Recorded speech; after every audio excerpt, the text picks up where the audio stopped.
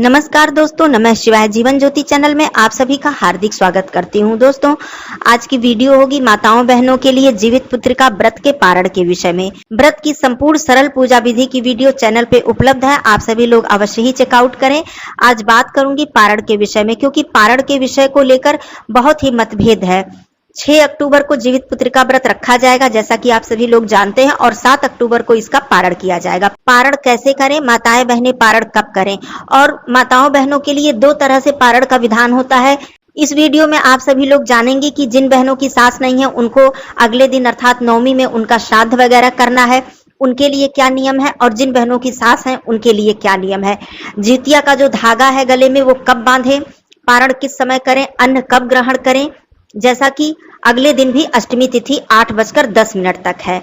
तो सारी बातें क्लियर होंगी। आप सभी लोगों के लिए क्या नियम है, जिन बहनों को श्राद्ध करना है वो किन किन बातों का ध्यान रखें, उनसे गलतियां ना होने पाए, वो सारी बातें आप लोग जानेंगे। साथ में ये जानेंगे कि जीवित पुत्रिका व्रत में माताएं बहनें श्रृंगार करें या ना करें। जिनको श्राद्ध करना है, जिनकी सास नहीं है, वो लोग सिंदूर लगाएं। उस दिन बाल धुलें या ना धुलें, कंघी करें या ना करें, नया वस्त्र पहने या ना पहने, ये बहुत सारी बातें हैं, ये भी आप लोग इस वीडियो में जानेंगे। साथ में पारण के जो सारे कंफ्यूजन है वो दूर होने वाले हैं। तो इस वीडियो को आप लोग अंत तक देखिएगा। चैनल पे पहली बार है तो चैनल को सब्सक्राइब कर लीजिएगा। वीडियो पसंद आ जाता है तो एक लाइक जरूर कर दीजिएगा।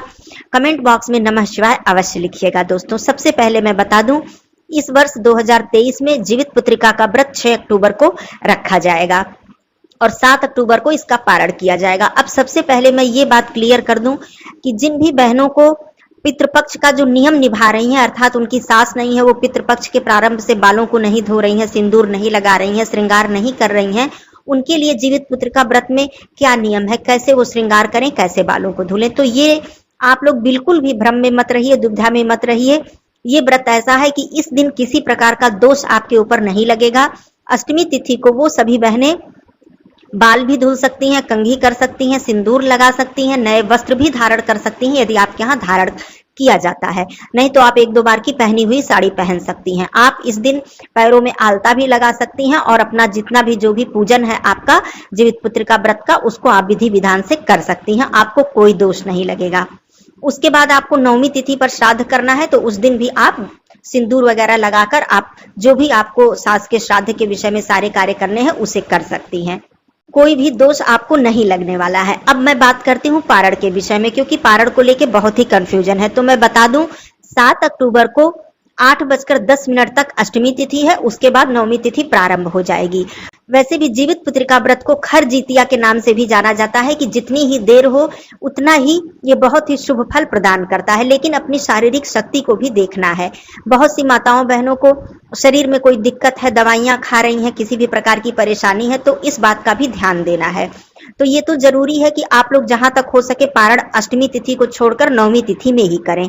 नवमी तिथि में इसका पारण किया जाता है, लेकिन किसी विशेष परिस्थिति में आप नहीं रह पा रही हैं, कोई दिक्कत आपको हो रही है, तो आप जल ग्रहण कर लीजिएगा। ऐसा भी नहीं है कि हमारी स्थिति खराब हो जाए और हम व्रत के नियम को निभा पाएं, कैसे निभा पाएंगे, तो ये तो अलग बात हो गई।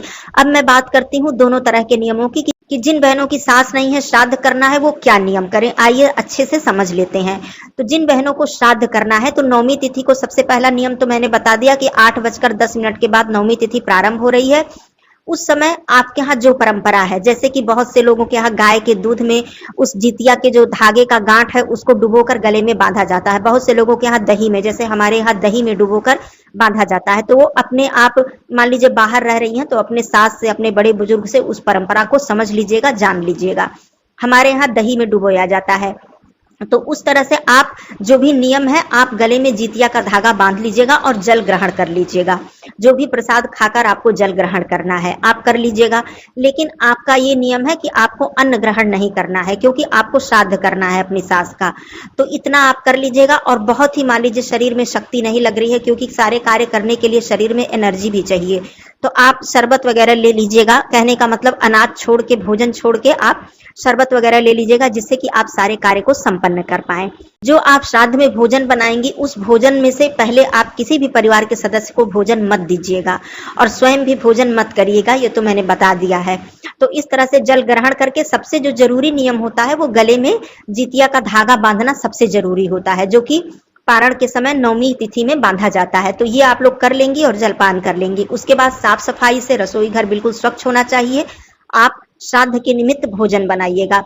मैंने पहले भी बताया है और पितृपक्ष के वीडियो में कि कोई ब्राह्मणी मिल जाती है तो आप भोजन करा सकती हैं, नहीं तो आप किसी गरीब को, किसी जरूरतमंद को भोजन करा सकती हैं। और दूसरी बात, सबसे जो जरूरी चीज है, इस दिन आप सूक्ष्म हवन जरूर कर दीजिएगा। भोजन बनाकर खीर पूड़ी वगैरह जो भी आपके यहाँ बनता है पारंपरिक भोजन इस दिन बनाकर और आप आहुति देवताओं के निमित्त जरूर दे दीजिएगा।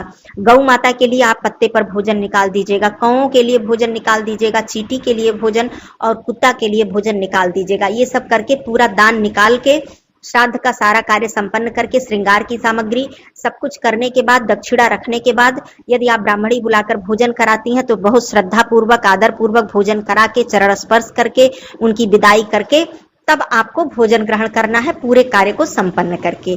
और जिन बहनों की सास हैं उन्हें इस तरह से श्राद्ध वगैरह का कोई कार्य नहीं करना है, वो सभी बहनें पारण के समय जीतिया का धागा बांधने के बाद सात्विक भोजन ग्रहण करके पारण कर सकती हैं। उनके लिए कोई दिक्कत वाली बात नहीं है, उनके लिए कोई विशेष नियम नहीं है। लेकिन नवमी तिथि मैंने बता दिया, अब आप लोग अपनी शारीरिक क्षमता के हिसाब से जल ग्रहण कीजिएगा, क्योंकि बहुत ही कठिन होता है 24 घंटे 30 घंटे तक निर्जला व्रत रखना, क्योंकि किसी किसी के यहाँ इस व्रत में सरगी खाने का भी नियम नहीं होता है। जैसे हमारे यहाँ तीज में है नियम, लेकिन इस व्रत में सरगी खाने का नियम नहीं है। जो हम लोग रात में भोजन वगैरह करके सोते हैं बस वही रहता है, उसके बाद हम लोग सुबह उठकर सरगी वगैरह नहीं खाते हैं। जिसकी इच्छा हो उठकर पानी वगैरह पी सकता है, लेकिन सरगी खाने का नियम नहीं है। तो उस वजह से बहुत दिक्कत होती है, काफी लंबा समय हो जाता है जल ग्रहण किए बिना। तो ये सारी दिक्कतें हैं, तो आप लोग अपनी शारीरिक क्षमता भी देखिएगा। आजकल के समय में शारीरिक स्थिति सबकी बहुत कमजोर हो चुकी है। पहले समय में हमारी जो बड़े बुजुर्ग रहते थे, हमारी दादी रहती थी, नानी रहती थी, इन लोगों की शारीरिक क्षमता बहुत ज्यादा थी, शरीर मजबूत होता था, तो ये लोग काफी लंबा समय बिताती थी, पूरा नियम अच्छे से करती थी, कोई दिक्कत नहीं होती थी। लेकिन आजकल सभी लोगों की दवाइयां चल रही है, कुछ ना कुछ दिक्कत सभी लोगों के शरीर में है। तो सभी माताएं बहनें इस बात का ध्यान रखेंगी। और मैंने बता दिया कि श्रृंगार करने में कोई दोष नहीं है। जिनकी सास नहीं है वो बिल्कुल भी भ्रम में न पड़े कि कैसे बाल धुलें, कैसे सिंदूर लगाएं। आप सभी लोग ये कार्य करिएगा। एक बात मैं और क्लियर कर दूं कि जिन बहनों के यहाँ जीवित पुत्री का व्रत नहीं रखा जाता है, लेकिन उनको सास का श्राद्ध करना है और ये पड़ रहा है शनिवार के दिन, नवमी तिथि, तो आप ये सोचे शनिवार को बाल कैसे धुलें। बिल्कुल भी कोई दोष नहीं है पितृपक्ष में। आप बिल्कुल शनिवार को बाल धुल सकती हैं, चाहे बृहस्पतिवार पड़े, चाहे शनिवार पड़े, चाहे सोमवार पड़े, आप लोग बाल धुल सकती हैं। क्योंकि पिंडदान वगैरह के कर्म में जब हमारे घर में कोई किसी की मृत्यु हो जाती है, पिंडदान किया जाता है या जो भी छौर कर्म होते हैं, उसमें दिन बिल्कुल नहीं देखा जाता है। जिस भी दिन वो तिथि पड़ेगी, जिस भी दिन वो कार्यक्रम करना है, तो सभी पुरुष भाई उस दिन बाल अपना कटवाते हैं, दाढ़ी बनवाते हैं और सभी महिलाएं बालों को धुलती हैं। तो आप लोग नवमी तिथि के दिन इस भ्रम में मत रहिएगा कि शनिवार पड़ रहा है हम बाल कैसे धुलें। मान लीजिए जीवित पुत्रिका का व्रत जिसके यहाँ है वो अष्टमी तिथि को बाल धुल लेंगी, लेकिन जिनके यहाँ नहीं रहा जाता है वो आप लोग बिल्कुल निसंकोच होकर शनिवार के दिन बाल भी धुलिएगा, सिंदूर भी लगाइएगा, पूरा श्रृंगार करके अपने सास की विदाई कीजिएगा, उनका श्राद्ध कीजिएगा। तो इस बात का भी भ्रम आप लोगों के मन में न रहे, ये मैंने बता दिया है। तो इस तरह से आप लोग जीवित पुत्रिका व्रत का पारण भी कीजिएगा और श्राद्ध वाला जो कार्यक्रम है वो भी संपन्न कीजिएगा। किसी भी प्रकार का कोई भ्रम हो, दुविधा हो, प्रश्न हो तो आप लोग पूछ सकती हैं। एक बहन का प्रश्न था कि क्या बेटी माँ का श्राद्ध कर सकती है, तो इसके लिए भी मैं बता दूं आप लोगों को कि जिस भी माता पिता के पुत्र संतान नहीं है, केवल बेटी है, एक बेटी है या दो बेटी है, तो बेटियां भी उनका श्राद्ध कर सकती हैं, अपनी माँ का श्राद्ध कर सकती हैं। इसमें कोई दिक्कत वाली बात नहीं है पुत्र न होने पर, ये बताया गया है शास्त्रों में। और विशेष परिस्थिति में पुत्र नहीं है तो बेटियां पिंडदान भी कर सकती हैं, बहुएं पिंडदान भी कर सकती हैं। यदि पुत्र नहीं है तब, अगर पुत्र हैं तब बेटी और बहू को पिंडदान वगैरह करने की आवश्यकता नहीं होती है। तो इस तरह से ये भी बात क्लियर हो गई। यदि आप अपनी माँ की अकेली संतान है, भाई नहीं है, तो आप अपनी माँ का विधि विधान से श्राद्ध कर सकती हैं। तो सारी बातें क्लियर हो गई होंगी। फिर मिलती हूँ अगले वीडियो में, तब तक के लिए धन्यवाद। नमः शिवाय, हर हर महादेव।